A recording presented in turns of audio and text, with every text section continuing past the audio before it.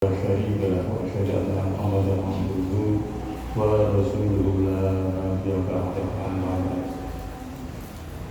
Jamaah salat maghrib yang berbahagia, mari kita akhirnya mengucapkan puji syukur kepada Allah Subhanahu wa taala yang telah memberikan rahmat taufik hidayah kepada kita sekalian sehingga kita bisa bertemu, bisa berkumpul di Masjid Jamul ini dalam rangka menunggu waktu buka puasa, atau dalam istilah Jawa Barat itu jelasnya itu ngabuburit. Memang kata Ustaz Wijayanto, ngabuburit yang baik adalah di masjid, bukan di tempat-tempat keramaian ya. Itu malah cenderung pada maksiat. Kalau di masjid berlaku paling orang disetel iso ngono ngaji. Syukur nek ana sing ngaji yang kita sinte tetap ada kebaikan yang masuk ke dalam pikiran kita. Jadi sekali lagi ngabuburit yang masjid yang bagus adalah di masjid. Baik, akan saya lanjutkan pembicaraan kemarin telah mendapatkan nomor 3, mendapatkan 2 jenis kebahagiaan, yaitu tentang kalau orang puasa itu bahagia pertama adalah berbuka puasa, yang kedua adalah bertemu dengan Allah besok di akhirat, kemudian yang keempat adalah bau mulutnya disukai Allah. Bagaimana kita tahu orang yang berpuasa itu bau mulutnya pasti bau ya, nah cara Jawa mandu gitu ya. Tetapi ini Allah yang sangat suka ya. Sambungan dari hadis riwayat Imam Muslim di atas adalah ketika Rasulullah menyebutkan bahwa bau mulut orang yang berpuasa akan berbau tidak sedap, itu kalau di dunia ya. Dan utamanya setelah tergelincir matahari, setelah duhur biasanya baunya mulai, tetapi bau semacam ini besok di akhirat diganti dengan bau yang lebih harum dari baunya minyak kasturi, karena seharian kering dan terkena makanan atau minuman. Namun bau mulut itu justru lebih harum dari minyak wangi kasturi di sisi Allah SWT. Hal itu karena orang itu menjalankan ibadah puasa yang telah Allah SWT perintahkan.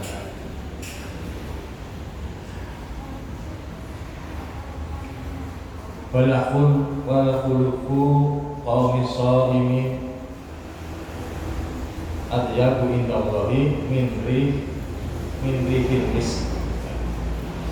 Wal khuluqu qaumi shaimin atyabu indallahi min rihil misk. Sungguh bau mulut orang yang berpuasa lebih harum di sisi Allah daripada bau minyak kasturi. Hadis riwayat Muslim. Bahkan para ulama di dalam mazhab Syafi'i sampai memakruhkan bila seseorang sengaja menghilangkan bau mulut itu berdasarkan hadis ini, misalnya dengan menggosok gigi jam 10 esok gosok gigi. Nah ini makruh ya.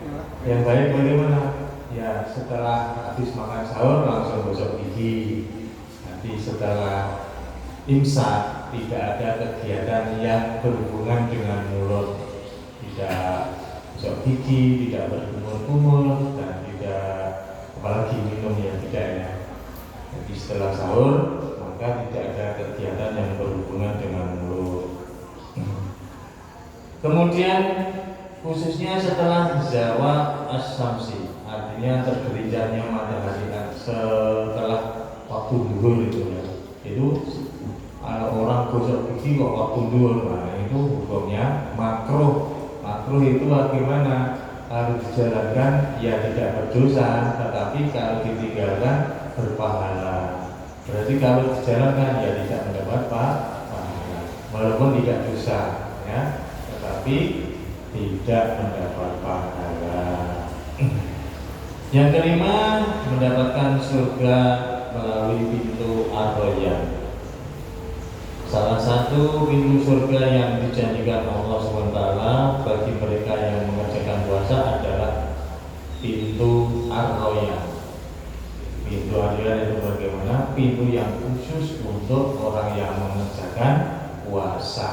Pintu yang istimewa yang hanya diberikan kepada mereka yang berpuasa secara khusus telah terdaftar mengerjakan puasa. Dalam surga meskipun banyak orang, namun hanya mereka yang secara khusus saja yang boleh masuk lewat pintu ini. Di dalam surga ada sebuah pintu yang disebut pintu Ar-Rayyan, yang masuk melalui pintu itu di hari kiamat hanyalah orang-orang yang berpuasa, yang lainnya tidak masuk lewat pintu itu. Dan disuruhkan saat itu, manakah orang-orang yang berpuasa? Maka mereka yang berpuasa bangun untuk memasukinya, sedangkan yang lain tidak. Bila mana mereka telah masuk, maka pintu itu ditutup dan tidak ada lagi yang bisa memasukinya. Kemudian yang keenam, hikmah yang keenam, keutamaan yang keenam adalah doanya tidak tertolak. Orang yang berpuasa adalah satu dari 3 orang yang sesuai dengan sabda Nabi, yaitu doanya tidak tertolak. Salah satu la turaddu da'watuhum al-imamu adil. Al-imamu adil.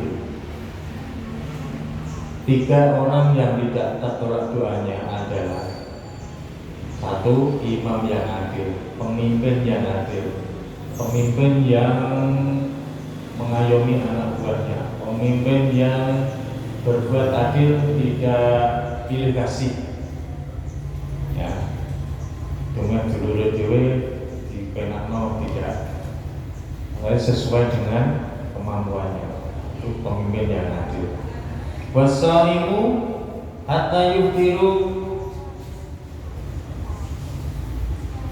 dan orang yang berpuasa hingga mereka berbuka. Jadi sebelum buka, doa kita insya Allah masih dijawab, masih tidak tertolak, gitu ya. Wadah matul madlumi tuhmalu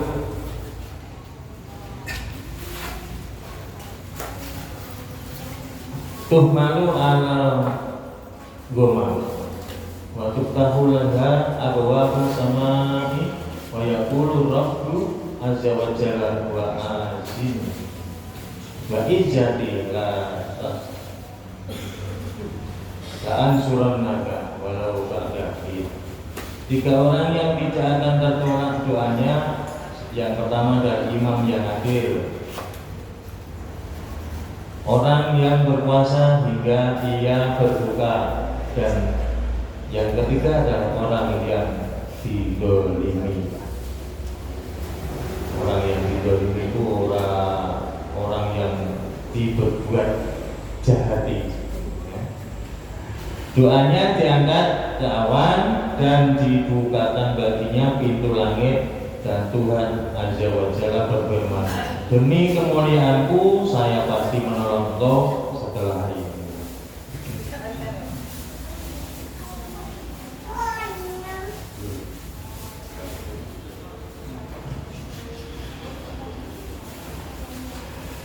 Hadirin yang berbahagia, hikmah puasa sekarang. Hikmah puasa terlalu banyak untuk bisa diungkap lewat kata. Setiap orang tentu akan merasakan hikmah tersendiri, yang boleh jadi belum tentu dirasakan dengan rasa yang sama oleh orang lain. Sebab hikmah itu bukan dorongan atau motivasi, melainkan apa yang secara subjektif seringkali didapat oleh orang secara tidak sama. Jadi hikmah puasa berbeda-beda. Yang pertama, agar dapat meningkatkan rasa syukur. Ibadah puasa bisa meningkatkan rasa syukur kita atas beribu dan beragam nikmat yang telah Allah curahkan. Sesungguhnya nikmat dari Allah itu tidak pernah bisa diukur dengan ukuran apapun lantaran terlalu besar dan tidak pernah terputus.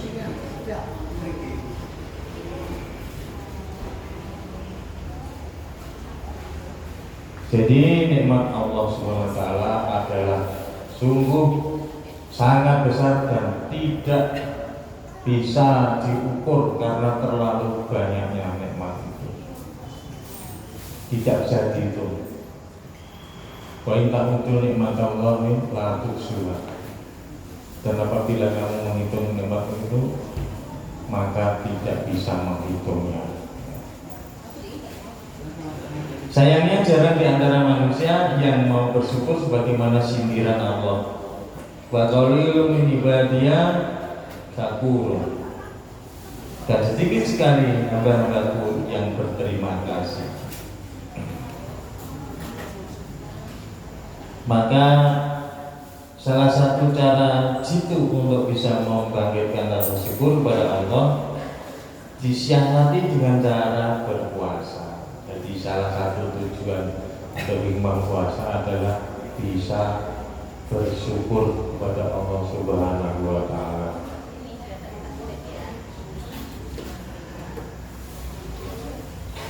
Di mana dalam puasa itu kita akan merasakan lapar dan haus serta kelemahan yang banyak. Dengan berpuasa itulah kita akan merasakan derita sejenak saja bahwa kalau Allah SWT tidak memberi kita makanan dan minuman, tentu rasanya tidak enak dan tersiksa. Sampai di sini, kalau besok lagi, jumpa lagi. Mari kita berdoa bersama. Bismillahirrahmanirrahim. Allahumma laka sumtu wa bika amantu wa la rizqa ta'udu birahmatika ya rahim. Assalamualaikum warahmatullahi wabarakatuh.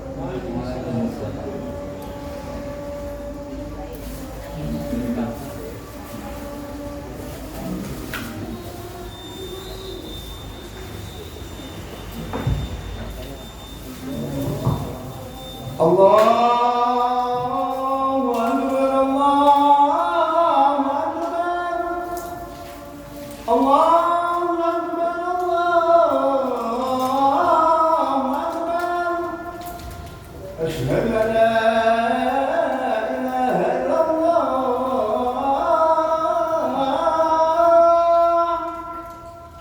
Asyhadu an la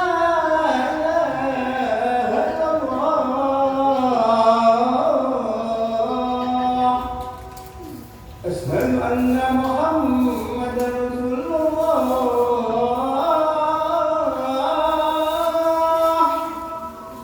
أشهد أن محمدا رسول الله.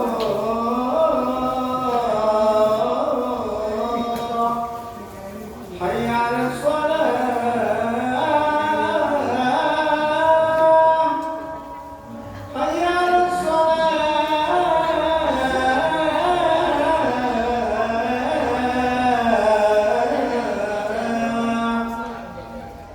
على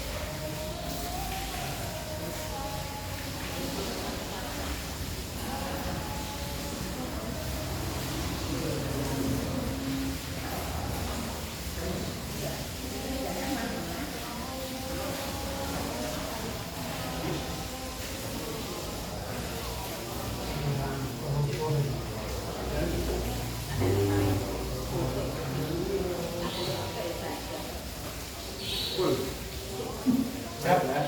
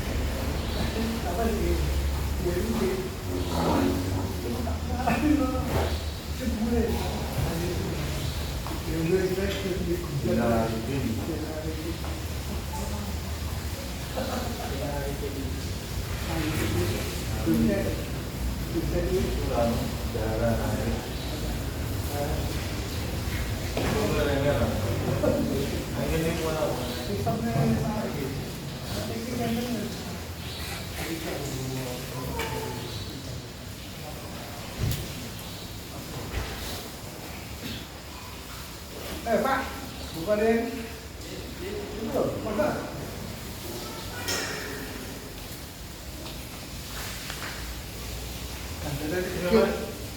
Jalan gitu, salah nomor dulu.